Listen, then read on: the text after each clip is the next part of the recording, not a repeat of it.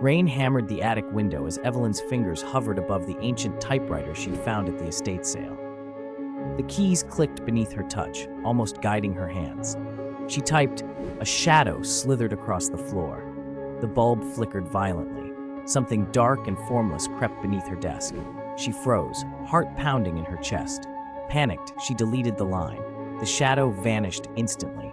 Trembling, she typed again. A cold hand gripped her shoulder. Icy fingers seized her flesh. She spun around, nothing but empty air. Desperate, Evelyn wrote. The horrors stopped. She was safe. The keys jammed, refusing her command. The typewriter rattled violently, forcing her hands down. Words spilled out on their own. She screamed, but no one heard. She tried to run, but the attic door vanished. The room shrank, walls closing in like a coffin. The typewriter clacked on its own, each word tightening her prison.